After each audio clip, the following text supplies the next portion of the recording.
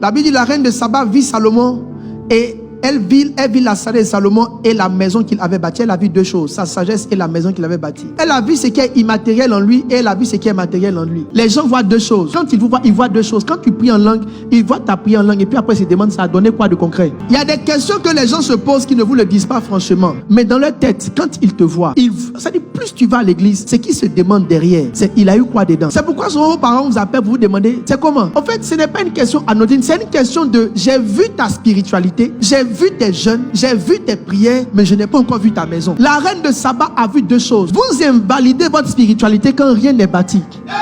Vous jetez un discrédit sur votre consécration quand rien ne sort de là. C'est ce que vous bâtissez qui prouve ce qui est spirituel en vous. Et non ce qui est spirituel qui prouve ce qui est spirituel. C'est ce que tu bâtis qui prouve ce qui est spirituel. On dit elle a vu la sagesse et puis elle a vu la maison. S'il y a sagesse, il doit avoir maison. S'il y a prière, il doit avoir accomplissement. Toi, il y a prière.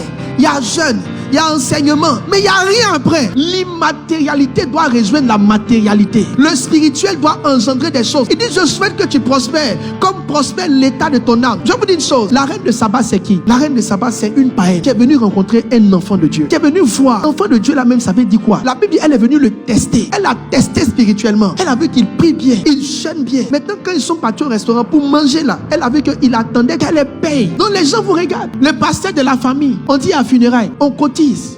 Tu es calme. Et tu dis, l'Esprit de Dieu est sur moi. Il m'a oint pour annoncer la consolation au cœur. Ils voient votre spiritualité. Ils ne vous le disent pas. Mais ils essaient de voir, cette affaire-là t'a donné quoi? Je peux dire ça à quelqu'un? Les gens qui vous persécutent ne persécutent pas votre spiritualité. Ils persécutent l'absence de preuves. Ils persécutent l'absence d'œuvre. Ils ont l'impression que ce que tu fais là, en vérité, ça t'a pas fait avancer. C'est tout.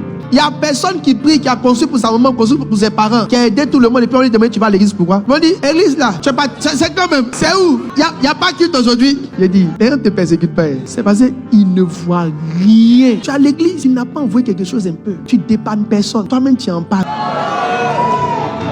Ils n'ont pas dit qu'ils voient votre prière. On dit qu'ils voient vos œuvres. Il y a une chose qu'ils n'ont pas encore vue qui fait qu'ils ont du mal à glorifier ton Père. Ils ont du mal à adhérer à ton évangile. Ils ont du mal à accepter ton appel. La reine de Saba est venue faire le test. Elle a vu un homme qui prie et puis elle a vu la maison du gars. Sa maison est clean. Elle a vu ses serviteurs. Les gars sont bien habillés. Elle a vu que le gars mange très bien. Quand elle a fini ça, la reine de Saba, c'est une reine païenne. Elle a commencé à louer. Elle dit louer soit l'Éternel. Comment quelqu'un qui n'est jamais parti à l'église, en une fraction de seconde, commence à dire louer soit l'Éternel. Elle dit béni soit l'Éternel ton Dieu. Ça dit ce que tu es devenu, ce que Salomon est devenu, a fait sortir d'elle une louange sans même qu'elle ne se rende compte. Les gens ne louent pas ton Dieu parce que tu viens à l'église. Les gens louent ton Dieu parce que tu es en train d'avoir des accomplissements. L'évangélisation de vos familles, je peux vous le dire, Dieu m'est témoin et je vous parle par le Saint-Esprit. Si tu veux, tu prends. Si tu veux, tu laisses. L'évangélisation de ta famille ne viendra pas par le message prêché. On dit nul n'est prophète ce soir. Ça veut dire que toi, chez toi là, c'est pas prêcher qui peut les changer. Chez toi seulement dans ta famille là, c'est pas ce que tu vas dire dans ta famille là, c'est ce que tu vas devenir. Aussi longtemps que vous ne devenez pas ce que vous leur enseignez, ils ne prendront pas ça en compte parce qu'ils n'étaient pas sûrs que ce que vous êtes en train de faire était une bonne chose. Elle voit la sagesse et puis après maintenant elle voit la maison. C'est la conscience de cette vérité là qui doit te donner l'envie d'être engagé dans quelque chose. Il y a des gens, on n'a pas le pouvoir de les évangéliser parce qu'il y a déjà une loi biblique qui dit qu'on ne peut pas les évangéliser. Le verset qui dit nul n'est prophète ce soir là, c'est une loi biblique qui dit que chez nous on n'a pas la prophétie, on n'a pas le mot, on n'a pas la parole, mais on a les œuvres. Vous jouez la vie, hein? Les gens là, ils regardent deux choses, ce que tu es spirituellement et ce que ta spiritualité engendre. S'il y a l'un, il n'y a pas l'autre, ils te persécutent parce qu'ils trouvent que ta spiritualité est